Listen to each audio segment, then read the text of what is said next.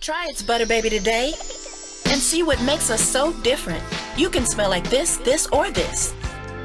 Made from all natural botanicals, herbs, extracts, and oils, try all 30 aromatics. Mix them and match them. Give them to loved ones. Your skin has never felt this good. Our aromatics are infused with 100% Ghanaian shea butter and ported bi-monthly. Packed, rich in vitamins and minerals to ensure its vitality, of course. Oh, and we let it whip and whip and whip. And we whip it right. Helps fight psoriasis and eczema, severe inflammation, acne and diaper rash, razor bumps, stretch marks and discoloration, dry, cracked feet, and more. Even the bees love it. That's because it's earthen. It's Butter Baby. All natural earthen skincare. Try its Butter Baby today and make your skin happy.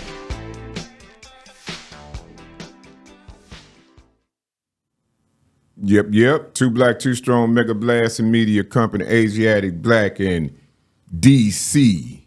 White in the building. D.C., what's happening with you, what's man? What's going on, my brother? Been waiting for you for a minute, man. But now man. you're here. Man, it's an honor to be here, my brother. Ain't no doubt. Listen, the first thing I want to do, man, before we get started is introduce you to my platform, man. This is my longtime friend, bro. Longtime friend, man. We've been through some times together. Yeah, brother. And we recently did a 25th anniversary festival, press conference, press blast, news. We did, we visited Channel 12. Channel 12, the news station together. JTV. Then we went to New Orleans. No doubt. That? Yeah, there you go. Okay, there you go. Good. So, man, listen, bro. First of all, man, tell these people, man, where you come from, man. Well, I'm from the lower Ninth Ward down in New Orleans, Louisiana, and I moved here.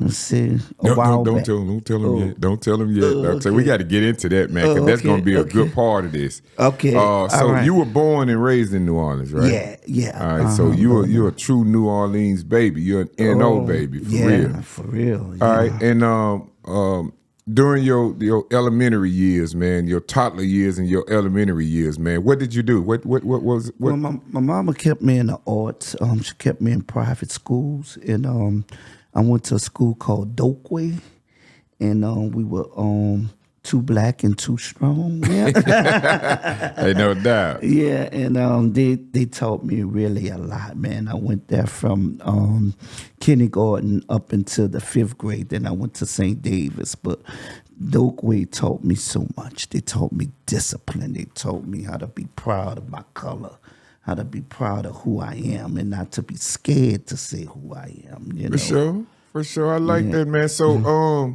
you was a uppity little baby, huh? I would say that, man. I was the only child, and my mom, she just wanted to make sure that I get a good education. You know, that's good. She wanted me to in the arts. That was kind of unheard of back then. You know what I'm saying? Yeah, bro. In the For real. 70s coming up like that. You know, we were like this. Yeah, and we learned a lot. You know, from what I would say public schools were teaching. We were learning more about our history, man. We were learning about, who Martin Luther King was, who Malcolm X was. We learned all that stuff in the 1st grade, kindergarten. You know, it was a blessing because now I still take those things in my adult age. Yeah. You learn it when you're young, man. It follows you. And even if you kind of, get out of the lane, you know what I'm saying? It's going to come behind you. Yes. It's going to automatically come with you. Yes. You know what I'm saying? The Bible say raise a child in the way that they should go. Yeah. You know what I'm saying? Not let them go and then try to raise the child. And he won't stray away from you. Ain't no doubt. Yes. If they do, they shall return. Speaking of which, I like what you're doing with your son. Appreciate it. Yeah, I appreciate it, man. That's good. He's not in no game. He's here learning something, and he's going to appreciate it. At 14 years old, he's going to appreciate that when he get our age. Yeah. Definitely. Appreciate Definitely. Yeah. Ain't no doubt. So comments to you, bro. I appreciate it. So only child coming up. When did you get into this music thing? Oh man. What did you enjoy as a child, man? Like did you get into any sports? I started feeling myself in the 10th grade and thought I was ready because I was a drummer. You know, I grew up playing drums from my uncle teaching me drums as much as I think 5 years old. So when I got in the 10th grade, I thought, oh man, I want to play football because I'm fast and all that stuff. And right. Got in that Superdome, man, and all I remember is that when the quarterback threw the ball, all I remember is this big guy over me telling me, "You gonna learn today. We play for real." Stay in that mic for me. Stay in that mic for me. He said, we play for real out here. And then I thought about it, Blakk. I said, I could go be in a band, have all the girls, don't get dirty, and be clean, and don't have to get hurt. So I went jump back in the band. Man. Yeah, man. So that's how it happened. What did you play? I play snare drum. Snare drum. That's the only instrument? Yeah, that's the only instrument. Okay. Yeah. So they're coming up. You know, okay. Of course, now I do piano and all that now, but that's just making beats, you know. But what had happened was, you know, down in New Orleans, man, like up here in Mississippi, well, in this area, in the rural areas, they teach you to play sports. You know, a lot of them groom their children to play sports. But down in New Orleans, we groom our children to play in the band. That's like a competition thing. If you're not in the band, you're man, not he just dropped one. Y'all listen now. He just dropped the jewel. Yeah. So it's culturally, it's a cultural thing, man. To give have your children geared toward the band. Yeah, instead of sports in New Orleans. Yeah. Wow. Yeah. It's, and you know something. Some things that you just don't give thought to. Once somebody tell you, you can kind of realize it. I see that. Yeah, bro. We like the Treme area. Yeah, I know you're familiar with that. Yes, you're indeed. Down there all the time. Those children are learning now, man, as far as 4 years old, how to do brass band. You know, the brass band has gotten so popular. You know, me and you could go back to the Olympia brass band, to the stuff like that. But people know the Rebirth. They know the Hot 8 like that. But way before them, it was you know, this was a culture development growing up. Right. And it's a part of our heritage because back, you familiar with King Congo Square? Well, the slaves back then in New Orleans, they had Sundays off, right? And this is where all the drummers would go down to Congo Square. And like I come from a tribe, you come from a different tribe, but we slaves, right? But on that Sunday, we meet and we play. We play drums. And not only that, we started making the drums communicate with each other. Like I could beat a certain way. Yep. And you would understand where I'm coming from, and you would beat a certain way, and I would understand where you coming from, and Master didn't know nothing what we were talking about. So you know, the music it's a form and a language. A language in the chemistry of New Orleans, you know. Yeah. Man, that's deep. That's deep, bro. Like, man, that's crazy. Yeah, bro. We it's a culture down there, and like you can't find it nowhere in the world except Africa where they second line. We second line for funerals. We second line for weddings. We second line for parties. Where did second line originate? It originated in West Africa, where the slaves would rejoice of celebrating death. Okay, so let me ask you this. West Africa. Yeah. So when the Atlantic slave trade happened, did they come through the Caribbean? Yeah. You know your stuff, Blakk. Yeah. Yeah. See what had happened was we had the Caribbean. We had the what's that food? The food. Cajun. No, the Cajun was in Louisiana. It's a word I'm looking for. But anyway, let's just say Caribbean. All that stuff came through that way, man. Before it arrived to America, and your ships, your slave ships, and all that stuff came out of America. Came through the Gulf of Mexico from New Orleans. Where else? All your southern states, man. On that Gulf Coast, is where we brought our slaves through, bro.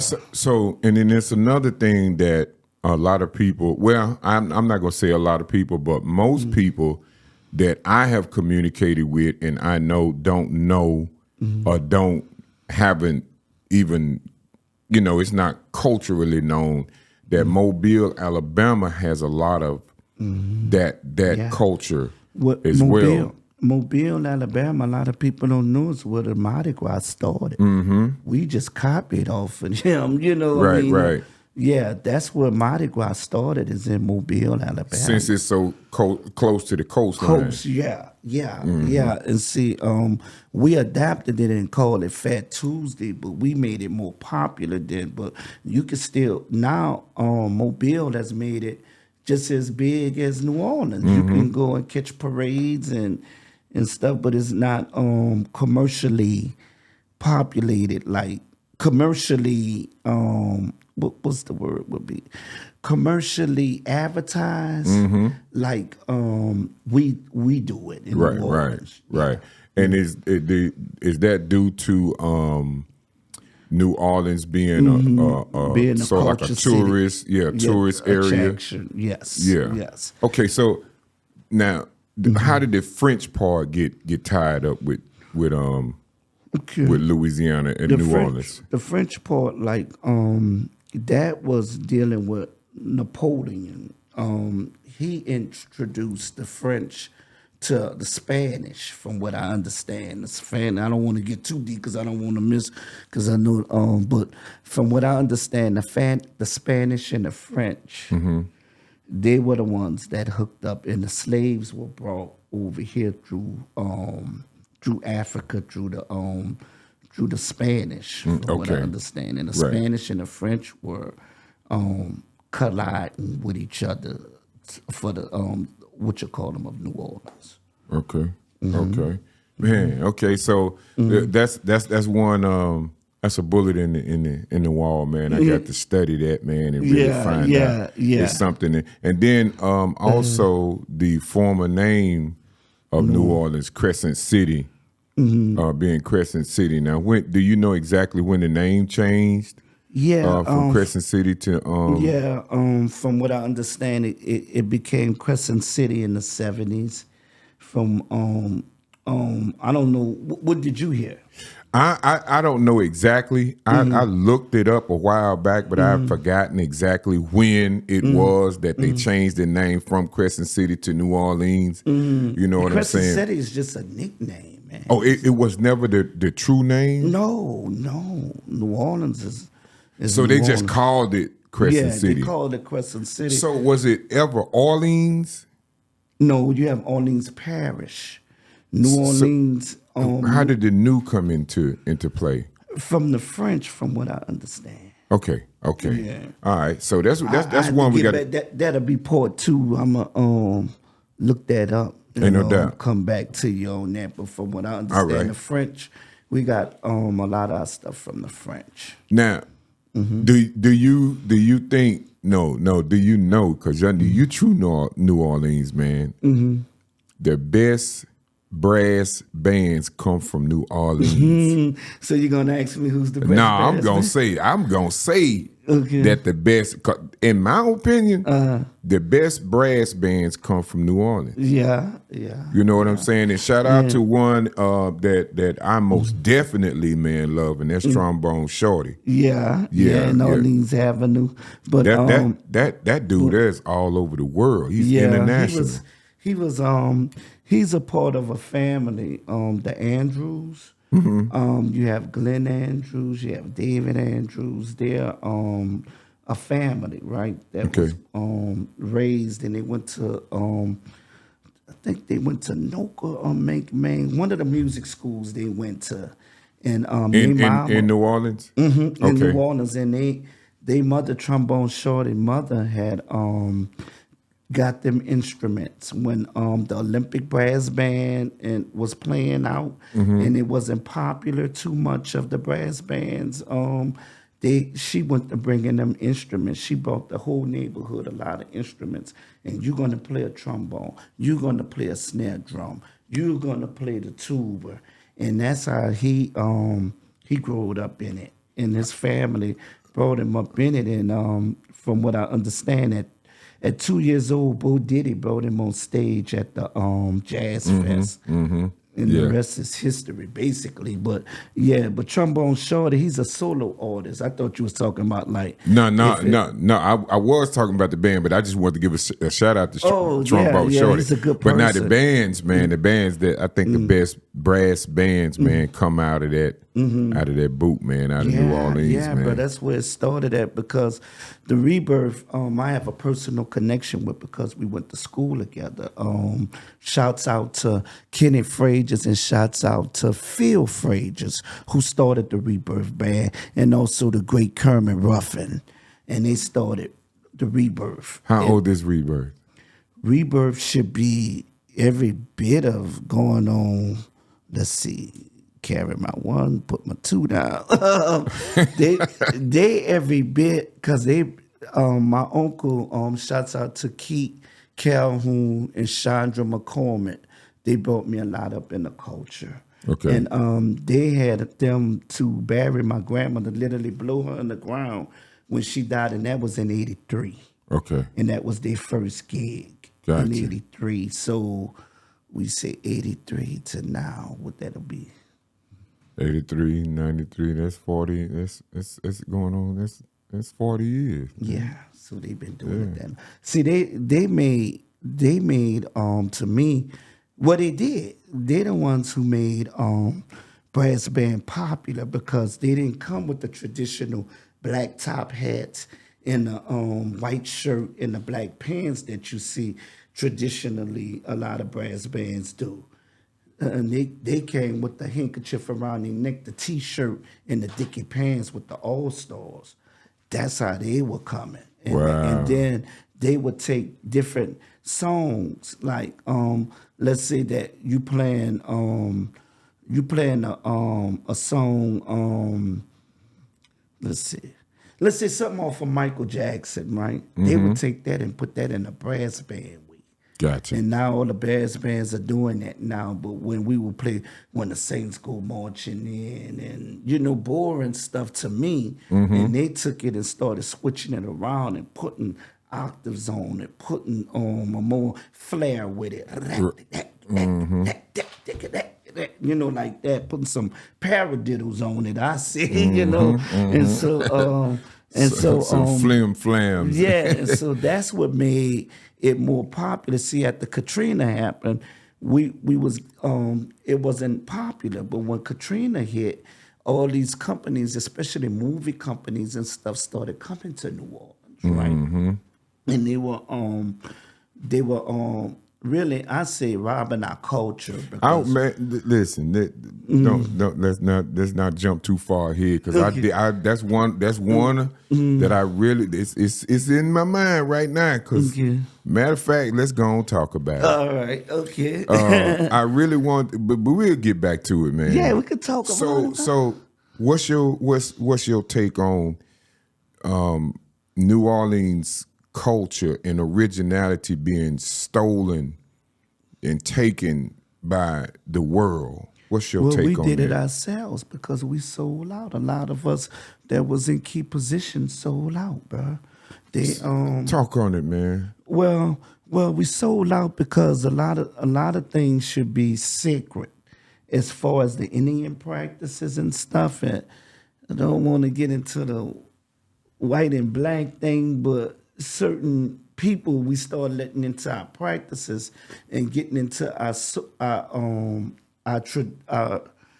how would you put it? The Traditions. Yeah, and the and culture. Yeah, but there's a word I'm looking for. Like certain things they wouldn't let the public see, they now let people see. As far as Indian Mardi Gras Indians, they practice was a secret. You know, they like if I'm with the Wild Chopper Toolers, you with the Night War Hunters. Well, you can't come in my practice, not especially before Mardi Gras Day. You can't come in there. No, it was closed to the. But now people come in there with cameras and they coming in there buying the suits and putting their suits on display. And and you can't blame some of them because some of them need the money. But it's not what Chief Montana and all them people, they didn't want that. Who is Chief Montana? Chief Montana he's God rest in peace, Chief Montana. He was the one who stopped the Indians from fighting and killing each other uptown when the Mardi Gras come. When was this? Oh, this was like going into the 70s. He made it about pretty suits. He made it about we're going to stitch. He made it about what color, how pretty I'm going to be instead of fighting and fussing about what ward you come from. Yeah, it was all about where you stayed. And it was about the Indian culture. Like my suit, like say like you grooming him right now. Well, me and you will teach him how to sew. And he sews a pretty suit, right? Right. Okay, but we go uptown and he run across another 14-year-old and he say, my suit pretty. No, my suit pretty. Well, blah, blah, blah. When me and you will go to fighting the daddy and the uncle of the other child. And so Chief Montana stopped all of that.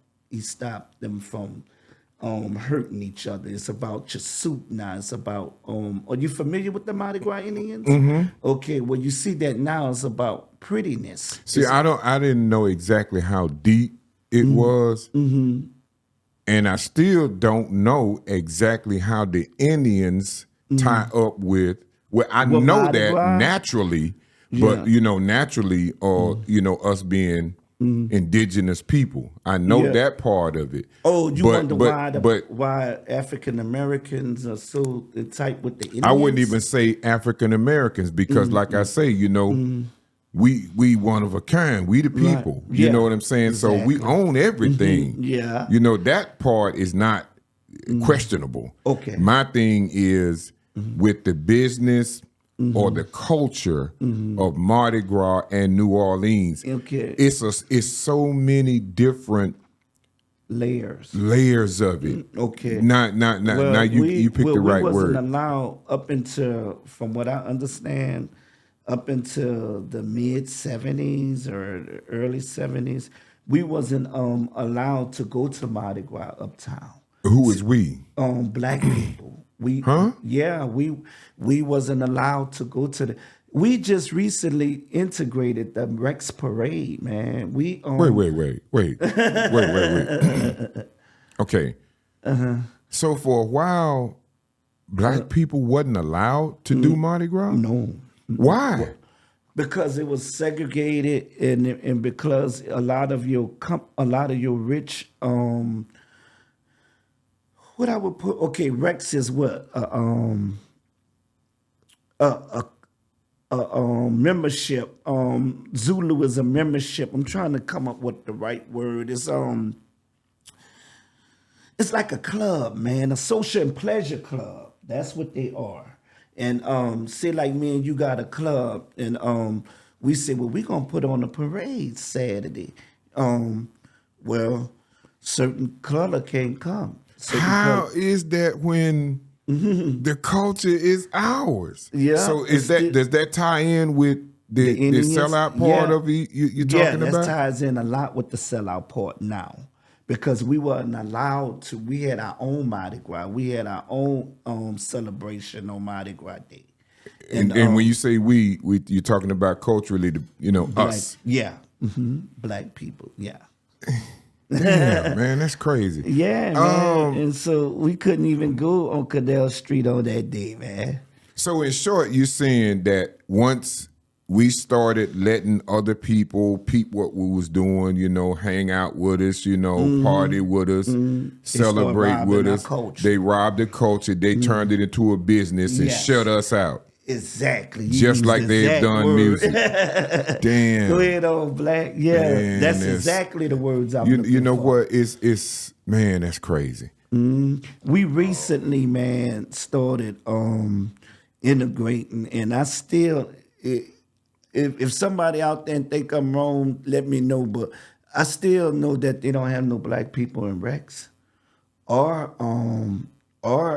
comas. And Rex, you saying REX? Yeah, the Rex and Parade. comas. That's COAM. Comas. No, CU, huh? MES. CU. Comas. Yeah. Look that up. And that's the parade. Rex is supposed to be the beginning. I got you. I got you. No, I know what you're saying now. Man, that's Yeah. I remember marching in a parade, and we couldn't go to a certain place. We couldn't go uptown. They cut us off. They cut the black bands off at a certain point because they didn't want us to be on St. Charles with the white folks. I'm just being real. They know I'm telling the truth. It's still in so many forms like that, because now with your movie companies coming in and people paying the Indians for these suits, and they're not getting much for these suits. They'll tell you, well, I'm gonna put you on the cover of Rolling Stone or somewhere like that, and that's your pay. Just for the exposure. Yeah, for the exposure. When you got $1 million rhinestones on your suits, bro, it's amazing. And then they take them suits and bring them overseas and put them in museums and make millions of dollars off them. Do they go so far as to get the original? Yeah, the original stitch. They get that. Yeah, because we sold it. It's like we make these suits from handcrafted, man. And we say that'll be your son's first suit, right? And we put it like what we do with the DJ. And he, like I was telling him earlier, well, come on down to the restaurant. I know that I'm up in age. Let's get the youngsters in there. Let him DJ it. You know why?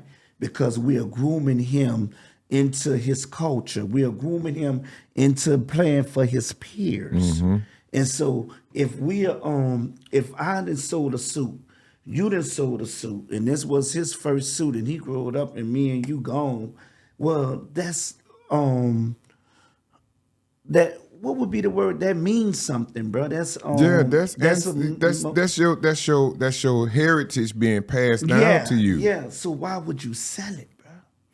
Yeah, and that goes a long way. That's with land. That's with culture. Yeah. Yeah, bro. It's very deep, man. And a lot of people don't speak on it, but I'm speaking on it thanks to you. But they know what I'm saying, man. They know what I'm saying. And the thing is, what this suit, what is they sold from the day after Carnival, the day after Mardi Gras, they started sewing, and they sold this the whole year up until the day before Mardi Gras. The next year. Yeah, the next year. So you didn't sold your suit for a whole year. Beads, you didn't put in it. Rhinestones, you didn't put in it. You didn't put all this stuff in it. Energy, just to give it time. Time, especially time. And also your skill of what your daddy didn't taught you, or your grandfather your whole ancestry been is soaked into this. Yes. And you give it away for crumbs, Yes. or they take it from you. They come in and this is America's history. MO. That's their history. It's been done in so many ways. I was saying on another show, man, that we need, the young culture. We do, and we got to figure out a way to communicate better. Yeah. And we got to bring them back, man. We got to bring them back. And some of us, we are selfish. We are a selfish generation because, and the reason why I say that we're selfish because our parents and stuff sacrificed a lot for us. So instead of us wanting to be our children's friend, we should be teaching them something, not beating them. No, I don't believe in that, or making them, but discipline, yeah. But teach them what we know, man. Don't take it to our grave, Yeah.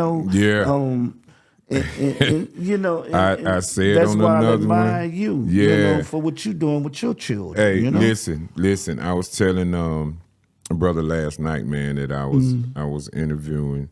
And this is something I got to coin it. Okay. And I've been peeping it for a long time. Okay. It's so many of us that know that, our time is winding down. Yeah. And rather than pass it on, we would rather die with it because we're not gonna be a part of it. Right. You know what I'm saying? And that's the we don't know when to let go, bro. And what I mean by we don't know when to let go, I figure that he don't want to do nothing with it. How do I know if he want to do anything with it? Well, he's not interested today. Make him interested. Make him love it. Make him what made us love DJing? What made us love music? We gotta instill that in him. We got to instill that in them. And, that it's rewarding. It's not something that we making you do. This is something you should want to do. Because I think some of them, I think a lot of them, they lose hope because of what we're talking about now. That's one part of it. Another part of it, they don't see no monetary value in it. Another part of it is culturally, we're not together. So they saying, how can you tell me to be culturally interested in it? You and your brother's not. We don't even have family reunions anymore. Right, we sure don't. And then the family reunions are such a competition. It is. Yeah. It is. When the cousins come from out of town, or y'all stay in New Orleans and we come down from Jackson, we think we better than y'all. Right. And this, that, and it. Right. Or you wanna, I'm gonna be a little petty. Or you want to get another DJ just because you don't like that cousin. Yeah. I believe in keeping it in the family. Keep it in the family. If I got a DJ that's over there, or I got somebody that's saying, well, get him. I'm not going to go get somebody just to do that. Right. Because I think that'll hurt you. We got to stop taking things so personal that I want to get him back. I want to get them back. We love to, as people, we love to hurt each other, bro. Yeah. We've been taught that by what what we talking about right now. Yeah. It goes deep, man. We some of us had that. We hurt, man. We so hurt. We got to hurt. Yeah, bro. Because we don't have no self-love, man. No self-love at all. And if you. Like this studio, this is a state-of-the-art studio. This is a beautiful studio, right? But if I was in everybody's mind, I can't tell you how many times somebody probably came in here and said, well, man, I could get a studio like that. I can do that. They ain't going to tell you that, but I bet you they thinking that. Because no doubt. I'm just being real, bro. We self-taught hate. We self-hate. Yeah. And before I let you get it, I let it not happen. Yeah. It happens like that. Yeah, bro. All right. So during the time that you right in between the band and starting the DJ, how did you come? Who introduced you to the turntables, man? Oh man, I have an uncle. His name is Fred Webb. And he back in, I'm gonna tell my age, not Blakk. Back like in 81, 82, he had turntables and he would DJ a lot of the family events and stuff. And I was a dancer, bro. I would do we call it, then he gonna laugh now, the electric boogaloo. No, he knows about it, man. Oh, he does? Yeah, Okay. see, that kid there, man, he's special, man. Shouts out to you, brother. I hate to tell him that sometimes because a lot of the new stuff that he likes or he gets into, I'm afraid of. You know what I'm saying? Yes, and I'm afraid of it. You know what I'm saying? And I try to, Yeah, you keeping him under your wing, bro, and that's what we need, man. Yeah, we need. Do you know how many people I say in one of my songs that we building more jails and mental institutions, bro. Yeah. And like I said, the schools are closing, but the prisons are open. Prisons are open. Wide open. And it's with this private prison thing, bro. It's gonna get worse before it get better, Blakk. Ain't no doubt. And they what their job is to keep they prisons filled. And keep their foot on your neck while they doing it. Yes. Yeah. And so if I'm gonna make it as hard as possible for this young man not to, and like I said, we do it to ourselves, not to learn this, than to put a gun in his hand. I'd rather put a gun in his hand. Ain't that something? Yeah, bro. That's I how see it every day, all day. Yeah, every day. And then those, it's a lot of them. And I'm gonna say this, it's a lot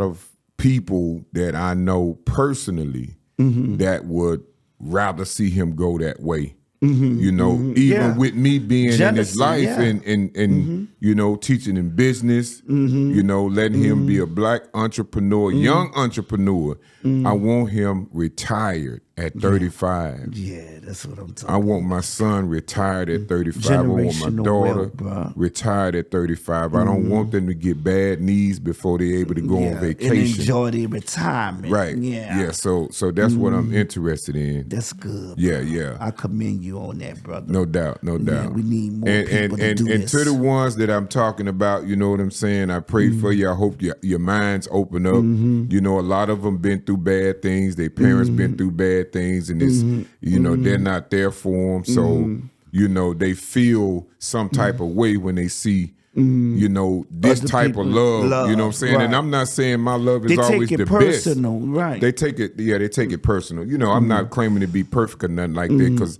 sometimes I am super hard on it. But and rightfully so, bro. Yeah. You don't want no regrets when we say it all said and done. None whatsoever. You don't want no regrets. None. Not even on the side of teaching them things. You know what I'm saying? I have to balance that out. Yes. And with that being said, yes, I've learned new balance systems. You know what I'm saying? Since he hard on me too. Yeah. That dude hard on me too, man. So well, he's a special young man, bro. Anytime he could sit here, and govern, engineer what we doing. Yeah. It's gonna. I told him before you came in the room, it's gonna pay off for him. Yeah, he great at it just too. Listen to us. Yeah, he's gonna be so glad that this day happened. 10 years from now, when we probably out of here or whatever, I ain't gonna give myself no 10 years. But I'm just saying, when whatever it is, when we move on to that next stage, to that in next life, stage. because we talking about some things too. Ain't no doubt. I'm just trying to get there. You know what I'm saying? So he can handle this part, man, until he pulls somebody else in, whether it's a peer. And you know what I'm saying? For his child. Ain't no doubt. All right, so your uncle with the DJing. Yeah. What was his name? His name is Fred Webb. Fred, shout out to Fred. Is he still living? Yeah, he's still living, but he's sickly. He's not mobile anymore. Okay, all right. But what happened, man, was he would give me the platform to dance, and I would dance at all the all the parties, the neighborhood parties and stuff. Right. And I was pretty good at it because I would challenge different people in different wards, you know. Right. And so it progressed to 86 to move it along. It progressed to 86 to the rapping part, to the music part here. Right. And I made my first 12-inch at 16 years old. And shouts out to my mom because she's my backer. You say you made a 12-inch? Yeah. Vinyl? Vinyl, yeah. It was off a 4-track cassette, and we had it pressed. And we had it pressed at you remember it started with a G. Golden you know what I'm talking about, the pressing plant in Louisiana. Gonzales. Gonzales, Louisiana. Yeah. So you know I'm going back. Ain't no doubt. Yeah, so man, you got a lot of history in your head, man. Yeah, well, you know, and we made that. I never forget, I had got my first job. Well, I say 16, but it was like 18 because I went to Los Angeles and I came back. And Man and Fresh, they had this thing called it was Pump It or Dump It, something like that on 98 WYOD.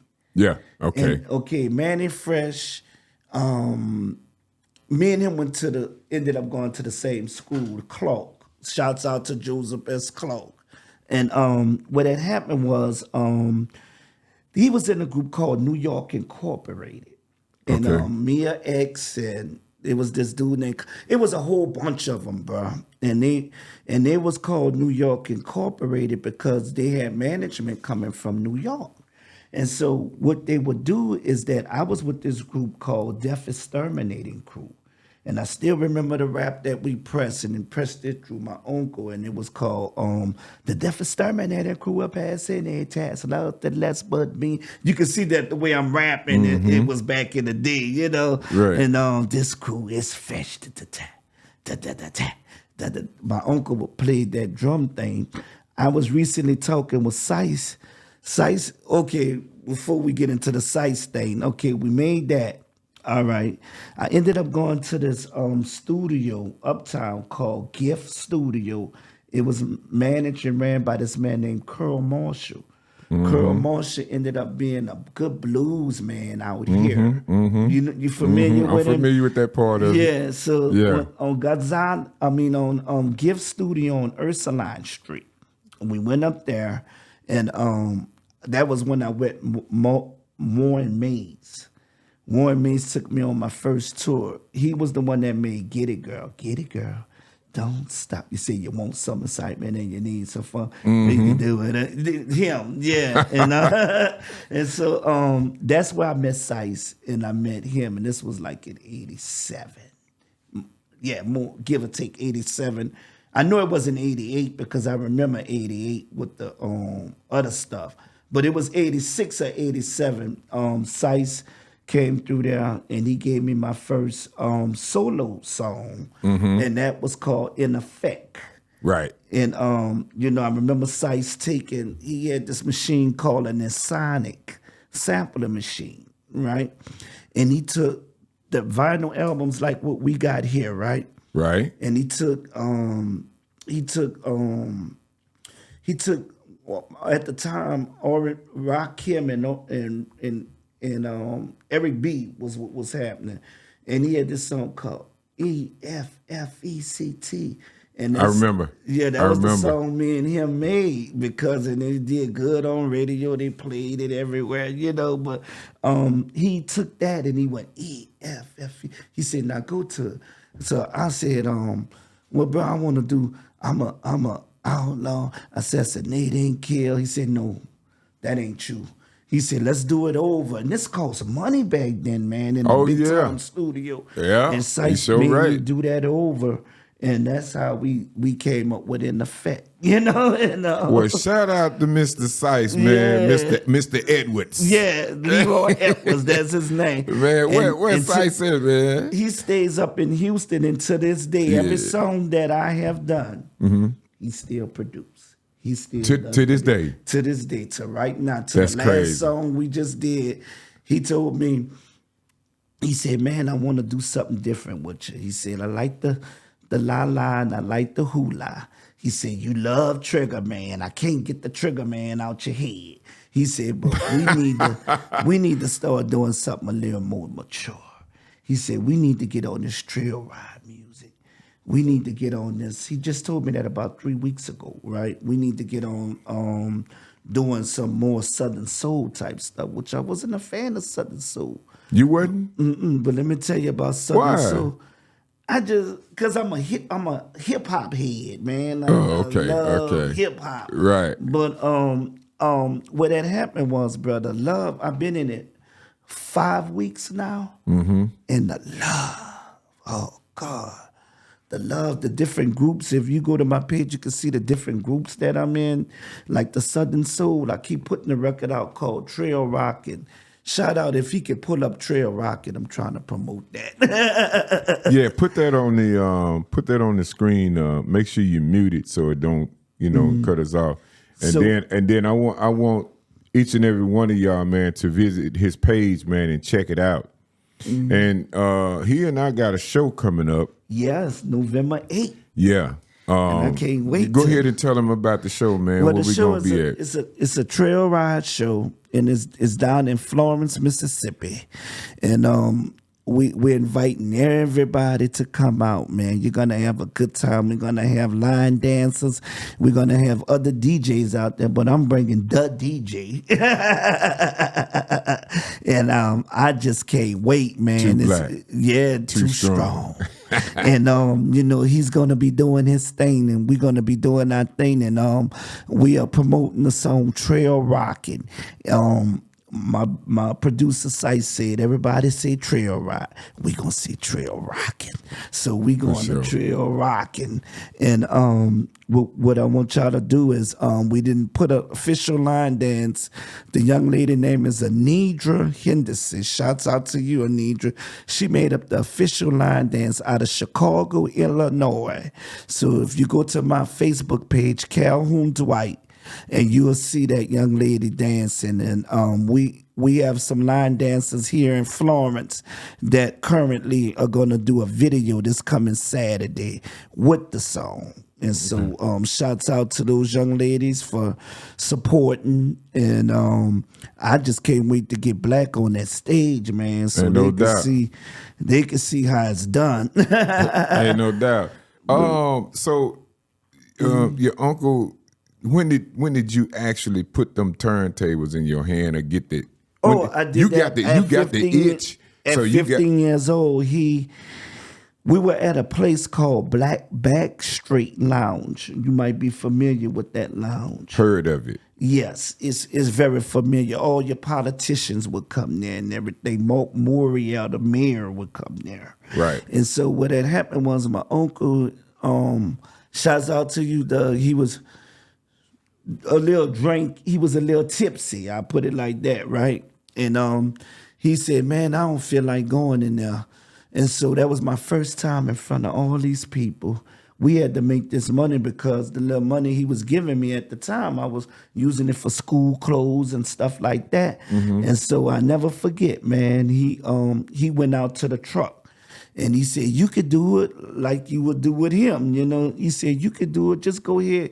And he showed me how to take the, it was 12-inch, it was Techniques turntables. And they were the 1200s, I think they were. Right. Yeah, 1200s. And I took Come a Camellia. At the time, you would always buy two records of the same thing. Absolutely. And what I did is I took Come a Camellia, and that's when they would make the instrumental version of each 12-inch of the song. So I had enough willpower at the time to say, well, I want the people to keep dancing, but I don't know what else to play. So what I would do is I would mix them in the middle. Extend that thing. Yeah, into the vocal part. And then I bring it back. Then I go in. Then I bring it back. And we had a mixer and 2 turntables. It wasn't all of those stuff with computers. We didn't have none of that. And I guess the rest was history because I went on to start playing at Whispers. I went on to start playing at Rumors. I went on to start playing at Discovery. So, at that time, in man, the Bottom Line. I DJ'd out there for you Bottom DJ'd Line. on Claiborne Street at the Bottom Line? Yeah, I DJ'd at Bottom Line, man. I'm trying to think of the owner's name, bruh. It changed ownership. It's still changing ownership now. This was 96, 97. Okay, so you had those brothers that had them suits on. They wore suits. Yeah, and Scores, too. I DJ'd at Scores. Oh, man. I came down... and you would travel to come down? No, what happened was I got into a little tiny bit of trouble. Okay. You know what I'm saying? And I went to Atlanta first. Okay. And I DJ'd out there at a club. I'm trying to think of the name of the club. It was short for about a week. It was a club there. bounce, huh? No, in Atlanta. Oh, what's the name of the club, man? It was in Gwinnett. It was in Gwinnett. I do know that. Okay. But I didn't like Atlanta because it was sort of too fast for me. Okay. You know what I'm saying? I'm getting away from Jackson because I'm well known. You try to change your scenery. Yeah, when I got out there, I was well known. So I was kind of, so I came back and I stayed at Jackson for maybe a Shouts out to Blakk, because when I came here, you were well known. Right. Yeah. It's been like that for a minute, man. Yeah. And then I went to New Orleans and I stayed in New Orleans. The only thing that took me to New Orleans was I was already familiar with a lot of people and a lot of businesses in New Orleans. Okay. From going down, getting records. Okay. Back in the like 80s. Peaches, Yeah, Peaches. Yeah, shout out to Miss Peaches, man. That's a beautiful soul, man. Yeah, and her she family. is. Yeah, me and you had the chance to talk to her when we went down there for Katrina. Right. Yeah, but go and ahead. I hung out at Scores. And, they used to shoot pool in there, man, and hang out, man. Yeah. I had so much fun, Shouts man. out to Scores. Yeah. And some people linked me up. And I stayed down there for maybe 2-3 months, man. Oh, okay. And finally that little trouble lifted up off my head, man, and I came on back to Jacktown, man. Yeah. And went back to the to Black's and Paradise. And that was when I started at Birdland. Okay. Yeah, I started. And I remember you at Birdland. Shouts out to Big Sean. Yeah, and the family, man. Yeah, I gotta get bet his kids on here, man. I really because Mr. Charlie, he passed away, and that's then what I was Sean about to ask passed you. away. Yeah, I know they passed away around the same time, man. Okay. It wasn't too long, man. You said Sean passed away too? Yeah. You didn't know that? No. Sean been gone, man. Birdland Sean been gone since 2020. I didn't know that, man. Yeah, he died of cancer, man. Oh no. And I'll never forget, man. Rest in peace. Yeah, that was a shock, bro. Cause I was in he was a good soul. He was a good dude, bro. Oh man, beautiful dude, man. Yeah. Beautiful dude. And he'll give you his last. Yeah. I was just about to say, man, when I started at the Birdland, Mr. Charlie was running it. You know what I'm saying? Sean was so that was actually back in the 90s. Yeah, it was 96, 97. Yeah, okay. And he was just allowing Sean to come out. Okay, You know what I'm saying? Because, because Sean would go up to Hams looking for DJs and stuff that. So I forgot exactly. Well, first of all, people used to hang out there. You know what I'm saying? Right. That was around when the so-called YNs at that time was starting to, go it was into very bad up in that area. It was grown before that. It was all grown people. Right. But to make a long story short, man, Sean knew a lot of people. He brought Juvenile to that. You remember that? Several times. Yeah. Several times. Yeah. But he was, very known in the streets, and he was, bringing the youngsters up there, man. And then he appointed. Well, actually, he was coming to Paradise. Okay. And I had a Super Sunday at Paradise. Okay. And then he asked me to come down and DJ for him a couple of Sunday nights. Back then it was downstairs. It was only downstairs. And speaking of Sunday nights, they tell me you at West Lounge on Sunday nights. Back at West Lounge. Yeah, okay, Yeah, I've been out there for a while. Okay. But Sean, he really gave a lot of people chances. Okay. And then he wasn't the type of dude to hate or hold back. You know what I'm saying? No, he wasn't. He would do business with gangsters, vice lords, black people. Police He didn't make no. Yeah. He would do business with the community. Yes. So man, shouts out to his entire family, man, because that took me up another notch. Yeah. And by Birdland turning into one of the most prominent spots, man, in the South. Yes. I'm not talking about just in Jackson or in Mississippi. Man, people used to come check in. Man, at Birdland. This is no lie, man. I don't know why. A lot of times in the morning, I just listen to music, different type music. I might listen to country. I might listen to God because I can't sleep past 3 o'clock, right? So I'm up all the time in the morning, especially dealing with this back. So just the other morning, it's funny that you mentioned what you just mentioned. I was listening to New Bootsy. And Bootsy mentioned Birdland Sean. Yeah. He it's said several songs. Yeah. He said, I want to thank, he said, people I raised and all, but I'm gonna tell you who raised me. He said, shouts out to Birdland Sean. Absolutely. And I couldn't believe that, man. Jackson was his home for a long time, man. Okay. And nobody else can tell me no different. Now, there's a lot of people knew it, but nobody in this entire world can tell me no different, man. Jackson, Mississippi is the reason Boosie is who he is. Yeah, I believe Jackson, you. Mississippi, bro. I believe you, bro. I'm talking about it in its entirety. In 2007, I could not do a young party, like especially his age, without having a lot of Boosie. Yeah. Yeah, and I started that mess, man. Started it? Bruh. Yeah. Boosie had so many mixtapes, man. Boosie would come to Jackson, bruh. Yeah. And just, he wasn't business then, you know what I'm saying? Right. He would come, man, and he would be with Slick, Gray Head, Slow, Birdland, Sean, Stacks. He stayed out there in addition. And he was young. And he would just come swamp me with music. But a lot of people don't know who really brought him into the game, and that's Magic. Oh, definitely. Magic and your partner, Banner, David Banner. It was Banner, Stokes, CeeLo. Yeah. The whole concentration camp. Yes. You know what I'm saying? Yes. Pimp C. Yeah, they took him under their wing, They took him, yeah. And around here, the promoters, you know what I'm saying? Birdland, Sean, Stacks. It's just a number of people, man. In 2008, I never forget. He gave me the chance to be the DJ on. It was me and DJ Rowe. We did I did most of the thing. DJ Rowe just did like a show. He did like a presentation DJ thing, but I did the backup for all of them. He was the first one and the only one to do a rap concert in Plaquemines Parish, St. Tammany Parish. Yeah. In Slidell. Okay. Nobody has done that yet. For sure. For sure. All right, man. Well, shout out to all of them people, man. Yeah, bro. Yeah. Shout out to yourself because to me, you a pioneer and you a big part of the rap game of as I know it here in Jackson locally, and you always giving back. I never known you to be selfish, bro. Can't for what? I can't take it with me. Never. And a lot of people know you.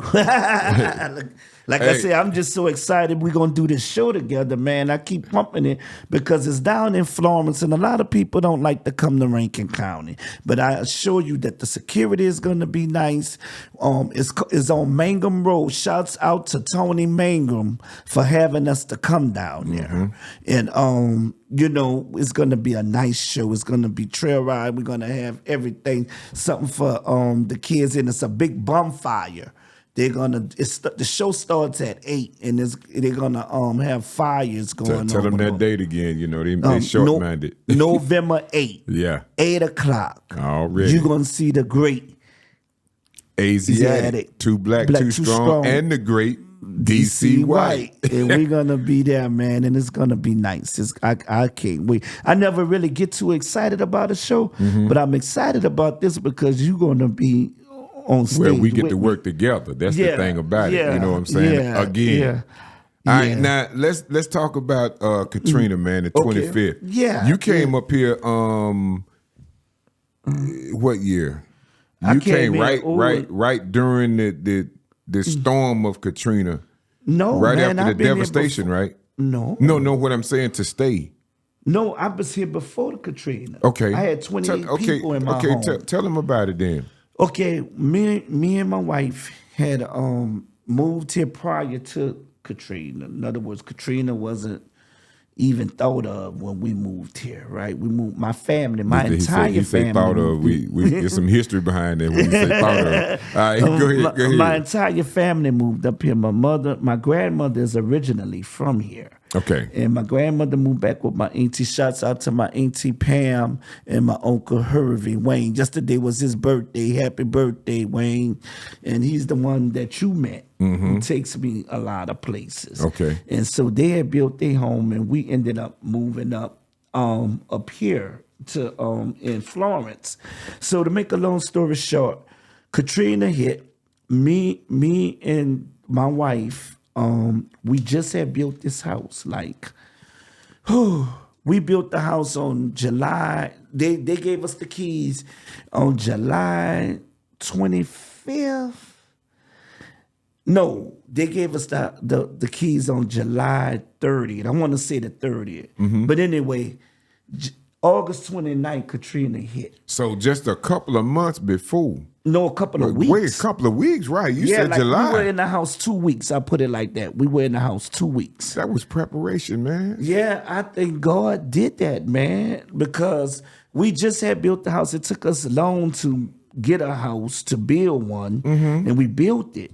When we built the house, here come Katrina. And shouts out to Tony Mangum again, because I was playing his event that night Katrina hit. And he was telling me, oh man, that's a bad storm coming your way. It was Saturday. Katrina came that Monday. That Saturday night, Tony was telling me, he said, man, there's something bad coming up. I said, oh man, they always say that. Hurricanes don't be about Now, this event you was DJing, it was in New Orleans? The event was in Florence, Mississippi. Okay. And for some reason, it was just looking funny outside, man. And it was a night event. And I just never saw the clouds look like how they were looking. And so I said, he might be on to something. I said, but I ain't going to go into all of that. That's what I was telling him. I said, well, man, we're going to finish this party, because everybody jamming and having a good time. And he said, oh, man, I'm telling you, something bad going to happen. So when I got back home, put all my equipment in the car and stuff, came back home, I had a house full of people, bro. They had told New Orleans to start evacuating that weekend. So that Sunday, shouts out to Sean. I get emotional about him. He's dead and gone. That's my little cousin. His daddy and him, they spent all day on Sunday riding to get here, right? So they came in. So Katrina hit. We still don't know that everybody done lost their home, right? So Katrina hits that Monday evening. Tiffany's mother, her father, which is now deceased, her sister, which is now deceased. Who else came? Man, we had 28 people in the house. And they stayed with us to after Christmas. So imagine how that was. And the thing was, we was able to house them because we just had moved in the house, so we didn't have no furniture. Wow. So yeah, so we were able to stay in the house, and they had brought sleeping bags and cots, bro. It was a scene out of a disaster movie, bro. And what had happened was I said that God had put me with Tiffany to learn her people more. He wanted me to learn her people more. I got time to spend with her daddy, which never really knew me. Spend time with her mother. Spend time with her brothers. You know, so Right. you know she's the baby child out of 6 brothers. So you know that, and they brought their family. You know, so it was a Man, almost 30 people yes in a house in one house together. in a 3-bedroom house. How? We Y'all managed it. We managed it, bro. I mean, we had meals every day. We had it. I hated to see them go, bro. When they left, I shed tears. Like you would have thought.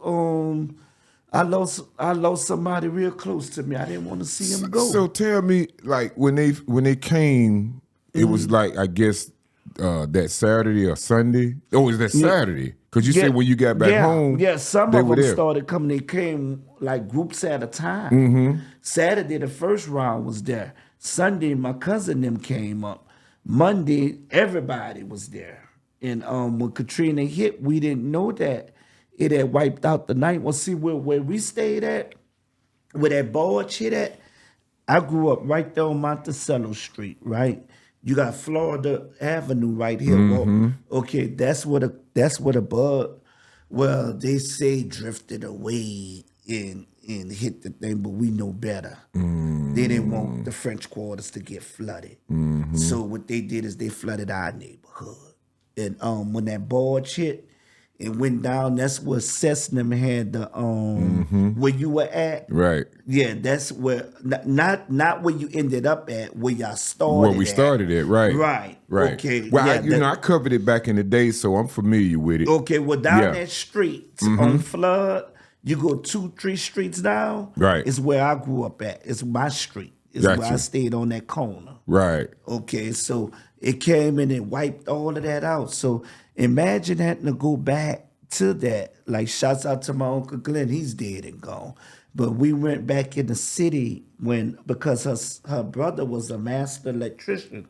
So the officials let us back in the city.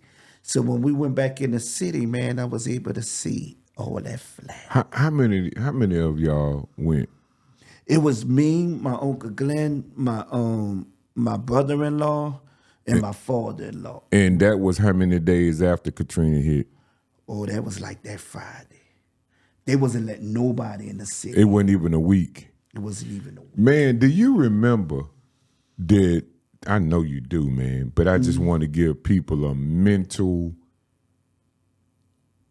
sting of what it was for somebody like you that, because I know it was terrible for me. Yeah. But somebody like you to go into that city and smell the smell. Oh yeah, bro. And see what you saw. How was that for you? How it still chokes me up now, you know. It was just that all the houses and people that I knew, and you know, I tell you in this song, you know, I said my best friend caught upside down in my childhood home. They won't let me inside. My best friend car is upside down. You know, I tell you that in this song called "What About Us," and that's what I was feeling at the time I was writing that song. And I said, man, I can't even go in there. And I didn't wear the shirt, but you know the shirt, the Katrina shirt you saw when me and you did the tip. Well, they have X's on there, right? And they have the number 20. They replaced that with that, but you know what that number meant, right? How many was dead in the house? And so what they would do is write it on the door because it wasn't enough to. They even took a big refrigerator, a meat packer that you store frozen meat in to put the bodies in, because you couldn't carry, the coroner wasn't around or nothing. That's how they got a lot of them, the bodies out of there. So how long did you and your uncle and your people stay when y'all went that Friday? Oh, we just stayed that day. We went in that morning just to see what happened, just to see what kind of damage we were looking at. Because Tiffany's mother, she didn't believe that the house had was flattened.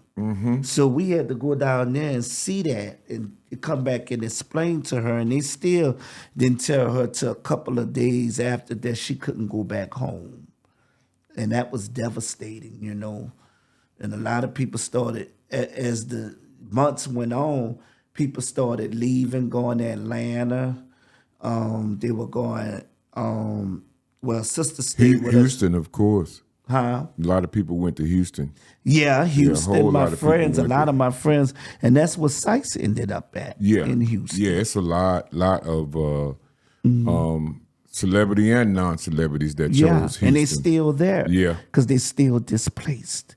Now, ask me, has anything changed since 20 years ago? I'm asking, definitely. I got to ask you. Well, you got to let the people know, man. Ain't nothing changed.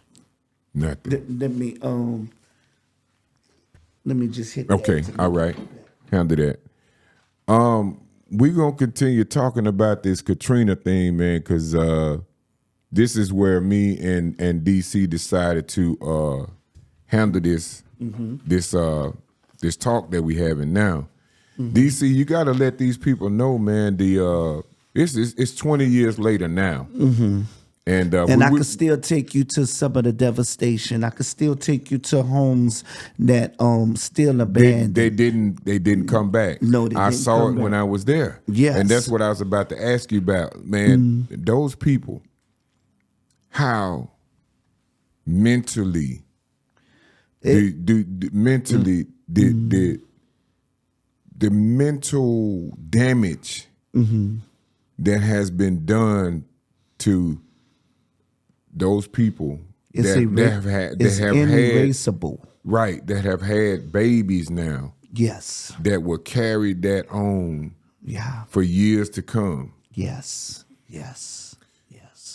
And I always say, you know, the coast, Biloxi or Gulfport got hit worse than the eye hit Biloxi. Is it Gulfport? It's Gulfport and Biloxi. Yeah, the eye hit them. So we didn't. What did us in was the water, bro. Right. The people on the Gulf Coast, they actually got damaged, but 10 years later they built up and nothing. You can't even know nothing hit there Unless you was actually from there. Yeah, or you were very familiar. I remember seeing the damage down there as well.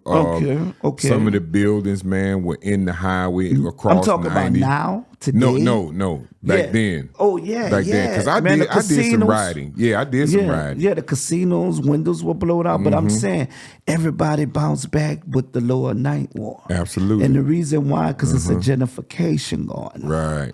They offering them, man, a lot. Man, you can go to buy a lot for $4,000, $2,000. In the ninth ward. In the ninth ward. Today. Man, listen, around there, things went up. Yeah. Well, they that's like on St. Claude and a lot of places where I'm talking about the deep hood where I'm at. Right. You know. Right. Yeah. A lot of the cost of living definitely went up. Ain't no doubt. Yeah, and they gave Road Homes. Shout out to Road Homes for being such a robber, because they giving people $20,000 for their homes. They giving them $15,000, and they know that these are homes that people had in their family for years, man. And they didn't do right by the people. They didn't do right, bro. Our government, I think our local officials, and I'm gonna say it, sold us out. Yeah. Because, and the reason why I say they sold us out is because that they were in a position to do something. They were in a position to speak up, and they didn't. It was all what I could get, all what they could get. That's why a lot of stores started taking their money back, because it was so much being stolen down there. Do you think the repairing is starting to get get somewhere now? No. Any of it? No. I think that they are trying to rebuild it in another way. I'm just gonna be real. I think that a lot of people can't come back because they can't afford it, and I think that people I think that people of other race and other colors are buying stuff down there. I never thought I would see no white people on Caffin Street in Flood. It's white there now. So it's a reason for why they doing what they doing, bro. Oh, definitely. They want that property. Yeah, shout out to KLC, Mia X, and Cess 45, and a few others. Big shouts out to Cess. Yeah, that talked to me, man, the day that they had the press conference, man. And Mia X talked to you too, right? Yes. Yeah. I said Mia. And I told her, man, it was, you could see the tiredness on her, and then you could also see the relief on her. You know what I'm saying? You could see both of them because, man, wow. Katrina. Katrina. 20 years. And what has changed? And some of those people, man, like when I interviewed and just being at that press conference and looking at the emotion that's still on them people. Yeah, bro. It's an erasable hurt. And the hurt is because, to me, Katrina was man-made. Like I said, the eye hit the coast, bro. That means we didn't have to get that water like that. And like I said in my song, the French Quarter's still dry. Metairie is still dry. Now wash your face and open your eyes. So where we go from here? Oh, what you got here, man? Oh man, this is something when me and you did the 12 did channel 12. That What About Us? Yeah, and the 20th anniversary of Hurricane Katrina. Right, and you made me feel so bad when you said, "Where's mine?" And I said, "Well, had I known that you were coming, because Seth Fulfar didn't tell me you were coming. He just said, man, I popped up on him. I'm gonna be honest with you. I had mentioned it before. You know what I'm saying? But I really didn't know in stone if I was gonna be able to make it. But then I said, ain't no way. It wasn't no way I could let that pass. You know what I'm saying? And I'm so glad you came, because you carried me a little bit. I was a little nervous, and I don't get nervous. I was about to talk about when we was there, bro. Listen, man, my mind went blank. Bro, you're right, because it was some weight on you. Yeah. But check this out, bro. When Katrina hit Jackson, I remember the Birdland shut down for about 2 weeks. Yeah, it was a lot of electricity out over the whole city. But I was in front of Walmart. I'm gonna say that. What Walmart? The one on 18. 18. Okay. I was in front of Walmart on 18. Okay. When all of a sudden wind just started coming out of nowhere, and it was a few pieces off of Walmart that flew and different. That flew. That it was just going through the air. Okay. So what I did was, it was a Comfort Inn suites across the street. All right. The hotel. Okay. And I pulled in there right in front of the door. Okay. I was in a rental, a gray Trailblazer. Okay. And I parked right in front of the door. And don't tell me the stuff hit your car. No, didn't leave for a week. Are you serious? I Here parked in Jackson? In Jackson.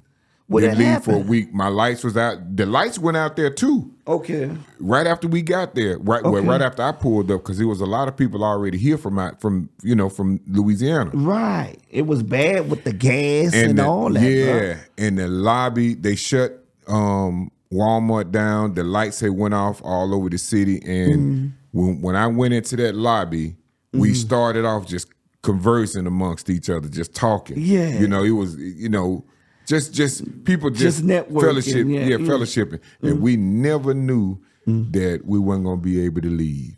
Wow. And we stayed there, and the lights went off in the hotel, and people we just had to do what we had to do. Now, it wasn't that bad on me, per se, because I had some different spots I could go to. Okay. But I ended up staying there so long because lights were out, the power was off in a lot of places, and just sitting there fellowshipping with people, man, and then I could go to different places because I know and the you did city. That for a month? No, I did. I stayed there for a week. Oh, okay.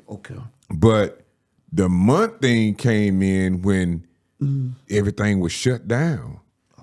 And the city couldn't get back to where it was. And I remember going back when we started back at the Birdland, you know, people was coming. And then it started off slow. Yeah, and then the thing about it was so many new faces. And then drugs. Oh, bro, it was flooded. Yeah, and drugs. Shouts out to Frank Milton for keeping it shut down a little bit. He did his thing, man. He was a good man. It was so many new faces and so many new drugs in this city. Oh, yeah. And I remember people the Mollies, all that. Yeah. And I used to see people actually when we started getting everything back in motion and the Birdland started being back to Birdland. Okay. I would see people passing out. Why? Because they was on stuff that they didn't know anything about. And didn't they have a lady, a girl overdose in there and died?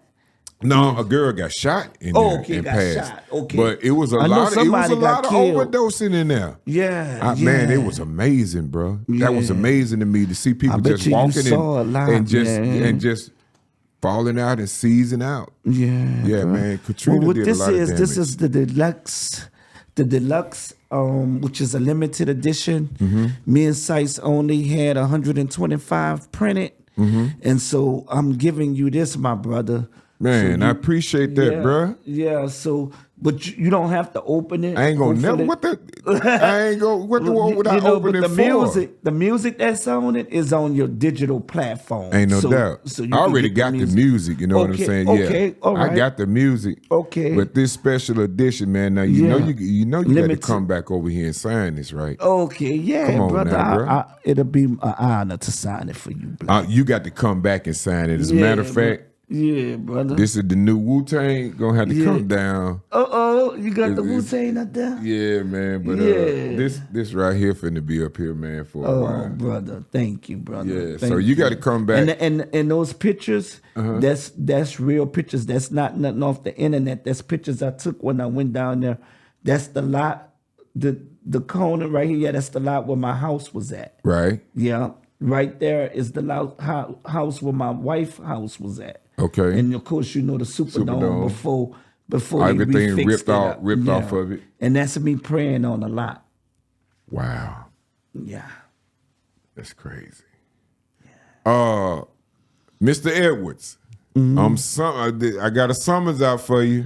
Precise. And let the people know, man. Because a lot when we speak on that, man, we got a personal relationship with him. We know him personally. Let them people know, man, about Sice, man. Leroy Precise Edwards, if you watch it, because I told you this morning to watch.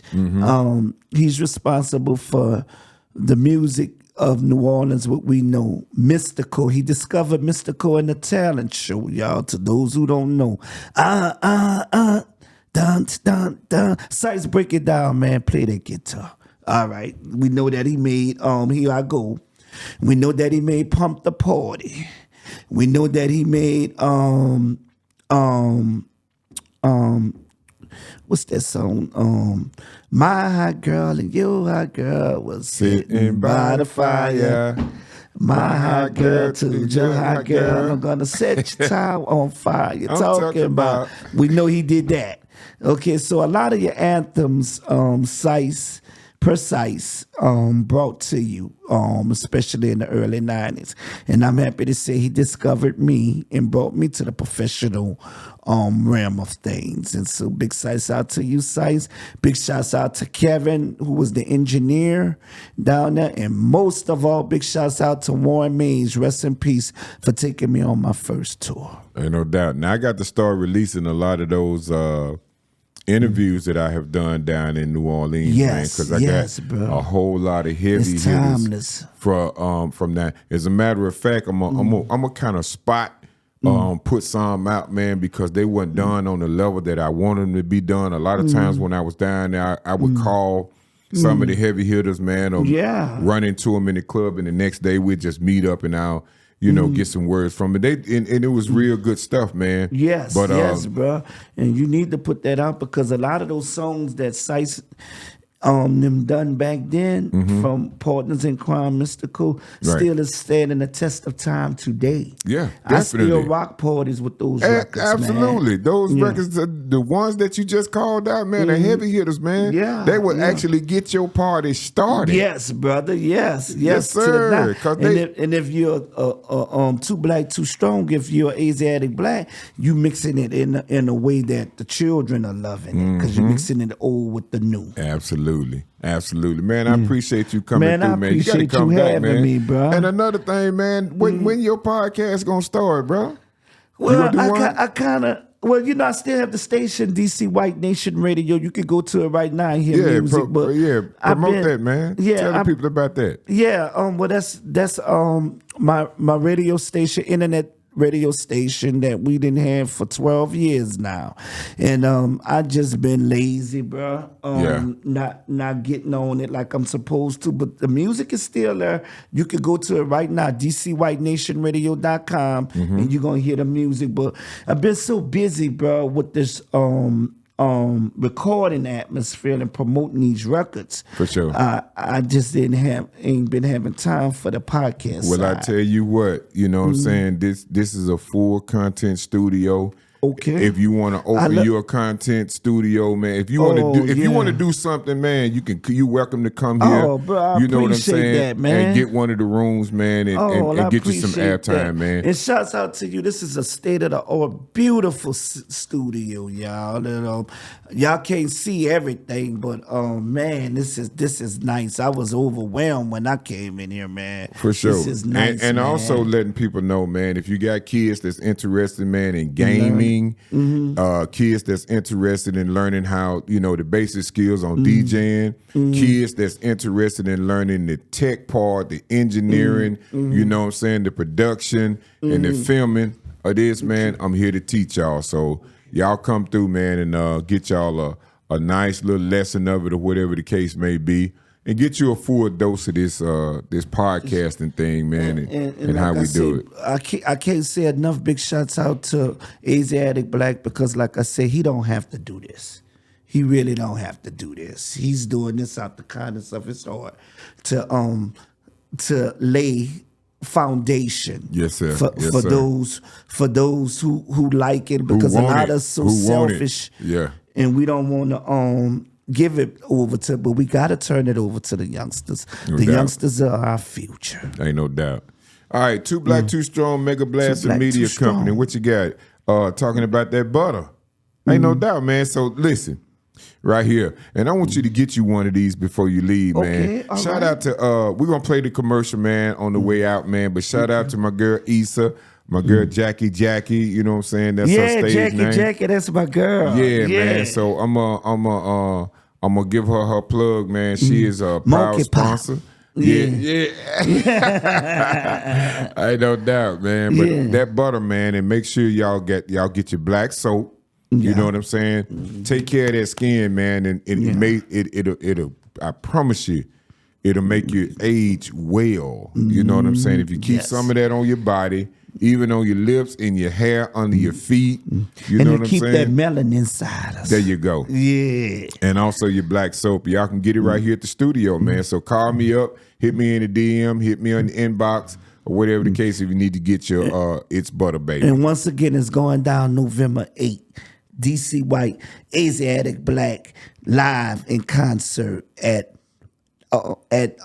Mangum's Field in Florence, Mississippi for the Trail Ride and Bonfire concert. There it is. Did you see Shaq up there doing it? Shaq long ass up there doing that with me? You didn't see that? No, I didn't see it. Hey, man, we out, man. DC, I love you, man. Thank you for coming through, bro. Thank you for having me, man. All right. Too Black, Too Strong, Mega Blast. We out. We out. Try its Butter Baby today and see what makes us so different.